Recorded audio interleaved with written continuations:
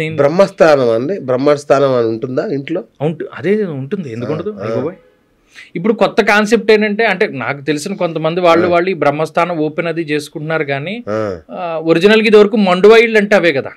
Okay, మండువా ఇళ్ళు అంటే ఏంటి, ఇంటి మధ్యలో ఉన్న స్థానాన్ని వాళ్ళు ఓపెన్ చేసుకునేవారు, దాని ద్వారా బ్రహ్మస్థానమా? అదే కొంతమంది అంటే ఇది కట్టడం బట్టి ఉంటుంది. ఉదాహరణకి నేను ఉన్నాను, నేను గర్భం పెట్టుకుంటాను ఇంటికి, ఒక ఇంటికి గర్భం పెట్టాలి.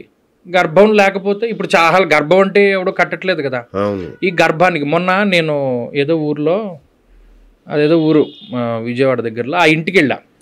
ఆ ఇంట్లో ఉండేటువంటి వాళ్ళకి విపరీతమైన అనారోగ్య సమస్యలు ఉన్నాయి.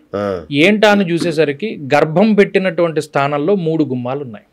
ఓకే, 3 అనేటువంటిది సంఖ్యామానం పనికిరాదు. ఇప్పుడు గర్భానికి ఎప్పుడు సరి సంఖ్య ఉండాలి. అప్పుడు నేను ఆ గుమ్మం పీకించేసి ఈ 2 గుమ్మాలు 2 కిటికీలు ఉంచుకోండి సరిపోతాయని చెప్పి సరి చేసి వచ్చాను. వాళ్ళు బాగున్నారు.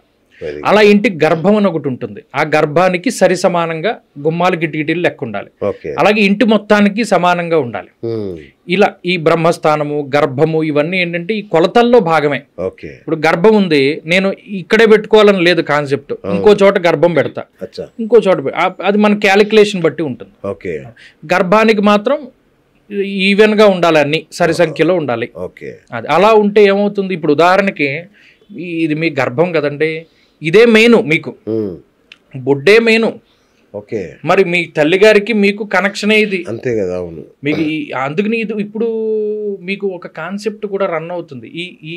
ఈ నాభిలో పలానా ఆయిల్స్ అంటే ఈ నూనె వేసి దీన్ని మర్దన చేసుకోవడము, లేకపోతే దీన్ని శుభ్రం చేసుకోవడం వల్ల కూడా హెల్తీగా ఉంటున్నారు అన్న కాన్సెప్ట్ కూడా ఇప్పుడు పెరుగుతుంది. ఎక్కువ రీసెర్చెస్ పెరిగే కొద్ది ఒక ఆయన అన్నాడు, ఏమన్నాడు, సైంటిస్టులు ఎంత పెరిగితే వాళ్ళు ఎంత రీసెర్చ్ చేస్తే ఈ సనాతన ధర్మం యొక్క ఇంపార్టెన్స్ అంత తెలుస్తుంది అన్నాడు. అలా రావాలి. ఇంకా ఏకాదశి ఉపవాసం గురించి ఎలా తెలిసింది, అలాగే ప్రతి దాని గురించి తెలుస్తుంది, థెరపీలు తెలుస్తాయి, అన్నీ తెలుస్తాయి. సో అలా ఏంటంటే ఈ బ్రహ్మస్థానం ఒకటి, లేకపోతే ఈ గర్భం ఒకటి, ఇవన్నీ కూడా చాలా ముఖ్యం ఒక ఇంటికి. ఇప్పుడు మీకు ఈ గర్భం ఉంది, ఈ నాభి ఉంది, దీన్ని కనెక్ట్ అయ్యే ఉంటాయి. మీరు ఏం మాట్లాడినా నాభిలోంచి వస్తుంది మాట.